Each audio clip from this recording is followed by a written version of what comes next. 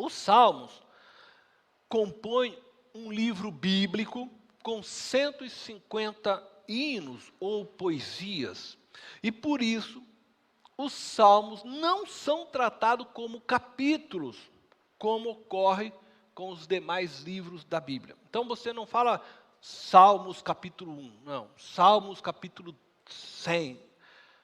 Eles não são capítulos, eles não estão conectados um no outro. São 150 poesias, 150 hinos que foram elaborados, que estão compilados neste livro chamado Salmos. E o foco maior destes 150 hinos, é claro que é a pessoa de Deus.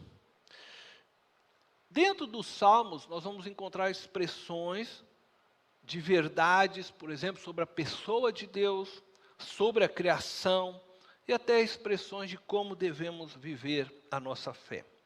Hoje, então eu quero convidá-los a ler juntamente comigo o Salmo 133, atribuído a Davi, que diz o seguinte: como é bom e agradável quando os irmãos convivem em união. É como óleo precioso derramado sobre a cabeça que desce pela barba, a barba de Arão, até a gola das suas vestes. É como o orvalho do irmão, quando desce sobre os montes de Sião. Ali o Senhor concede a bênção da vida para sempre. Este é um dos cânticos dos degraus. Também pode ser chamado de cânticos das subidas, ou ainda mesmo cânticos de romagem. Ele é um dos salmos que forma uma coleção de 15 cânticos de peregrinação, que se encontram entre os salmos 120 e 134. De acordo com a lei de Moisés, os judeus eles deveriam ir a Jerusalém pelo menos uma vez ao ano, em uma das grandes festas anuais que era costume do povo realizar para adorar no templo. Estes judeus partiam das cidades onde viviam em direção ao Monte Sião, a cidade de Jerusalém. Alguns partiam da Palestina mesmo, moravam em outras cidades ao redor. Mas outros partiam de lugares muito mais distantes. Na época das grandes festas, então nesta época, eles se reuniam em caravanas que seguiam em direção então a Jerusalém, uma romagem. Em família, os judeus romeiros levavam suas ofertas e animais que seriam sacrificados. E durante a caminhada, cantavam cânticos ao Senhor. Esses cânticos eram justamente os cânticos chamados então dos degraus. Eles estavam indo em direção das subidas, né, ao Monte Sião, que serviam então como um inário de viagem. Foi em um retorno de uma dessas peregrinações, quando Jesus ainda tinha 12 anos, que José e Maria não perceberam que Jesus havia ficado na cidade de Jerusalém e voltaram para casa com todo este grupo, né, em romagem. Quando eles, né, perceberam que Jesus não estava ali, ficaram apavorados, como quaisquer pais ficariam. José e Maria deixaram então a caravana, voltaram para Jerusalém em busca de Jesus. E ficaram surpresos quando o encontraram conversando com os mestres da lei, que eram os teólogos daqueles dias. O Salmo 133 descreve a beleza e a importância de vivermos juntos, unidos como irmãos. No verso 1, o salmista afirma como é bom e agradável quando os irmãos convivem em união. Nos versos 2 e 3, o salmista descreve através de figuras daqueles dias o quanto é bom. Então ele afirma que é bom e agradável, e ele usa uma figura de linguagem para mostrar o quanto é bom, como ele compreende, como ele descreve isto, né, o ser bom e agradável. Ele usa a figura do óleo, que é derramado sobre a cabeça de Arão, e que escorre por sua barba, e que chega à gola de suas vestes, para demonstrar o frescor provido por Deus na comunhão com os irmãos. E quando ele fala que é como o orvalho do Monte Hermão, que desce sobre o monte de Sião, ele está querendo dizer que a comunhão dos irmãos produz vida, renovo, aqueles que participam dessa comunhão. Para entender isso, o Monte Hermão, ele é um monte de 32 quilômetros de extensão, tendo o cume coberto de neve. Ele é o monte mais alto de Israel. Então você tem o monte de Sião e o monte de Hermão, que é mais alto. À medida em que se chega à base, vamos dizer, do monte do Hermão, a geleira derrete, irrigando então a terra e trazendo vida àquele local. E ali, nos pés ali do Monte Hermão, dessas geleiras que vão escorrendo, que nasce o rio Jordão. Esse monte se encontra na área norte de Israel, uma localização considerada desértica. E, portanto, Hermão é a representação de vida para aquela região toda desértica. É uma bênção de Deus para uma localidade maltratada pela seca. E é por isso, então, que ele está dizendo que assim é a comunhão dos irmãos. É onde aqueles que estão com a sua vida seca, sedenta, vão encontrar água, fonte. Porque cada um de nós devemos transbordar da água viva. E encontramos vida um no outro, na comunhão. Encontramos frescor na comunhão. Muitos leem este Salmo 133, buscando encontrar nele uma palavra profética. Uma referência, então, à nova aliança feita na cruz. Eu quero dizer que esse é um exercício perigoso. Muitos textos na Bíblia são muito claros, né, quando eles estão fazendo uma referência profética. Tá? Mas,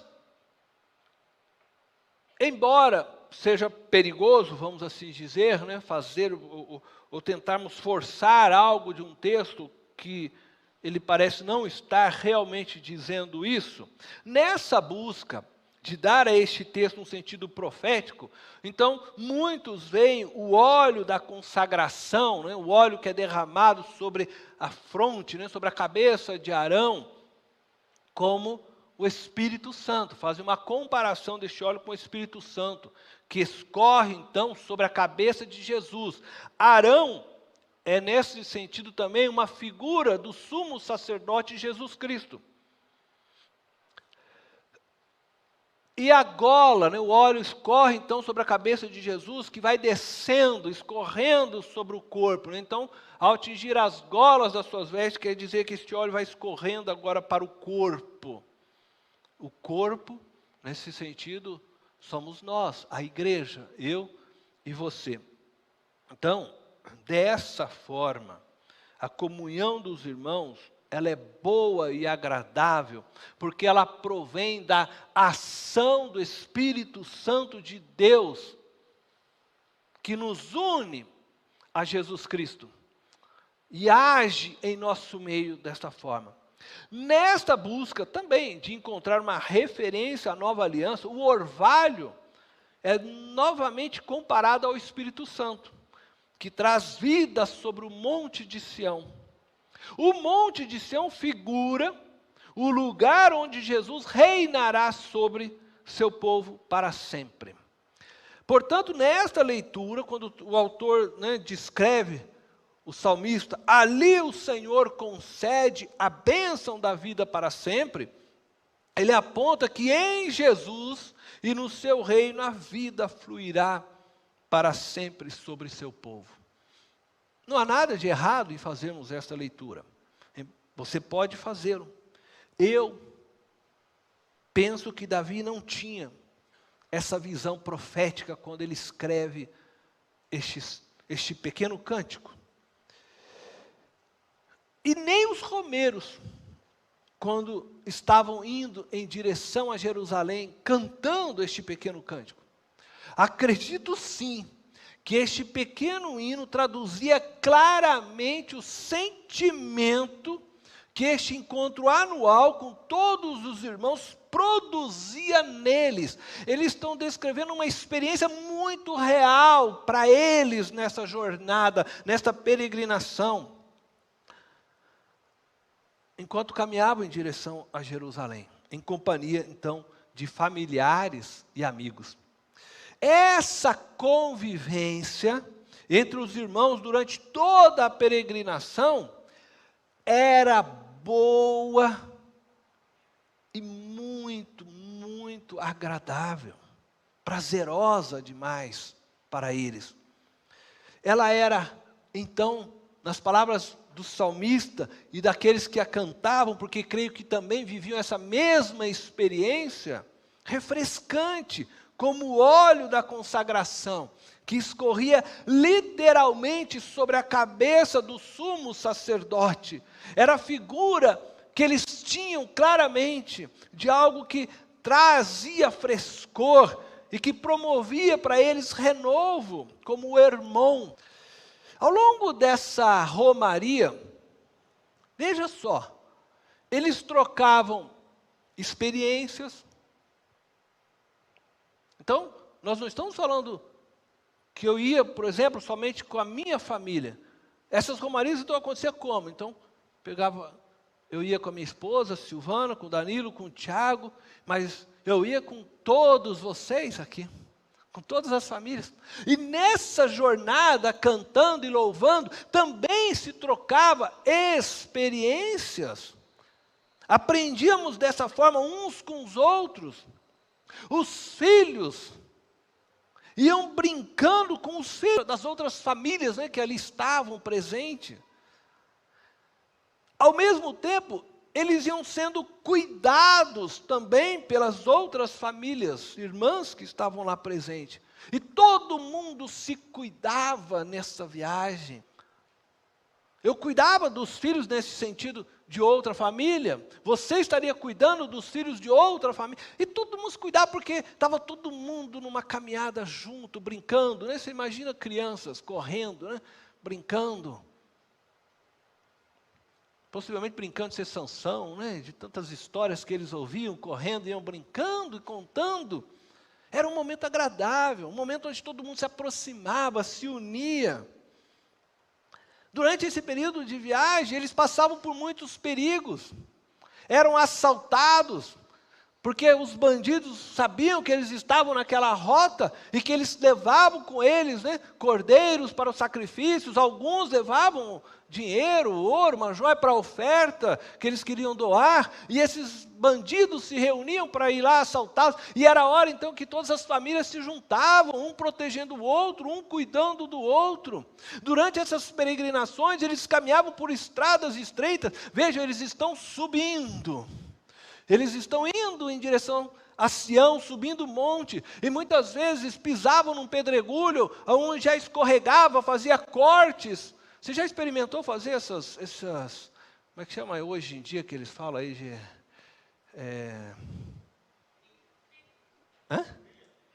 Trilha, Não se machuca?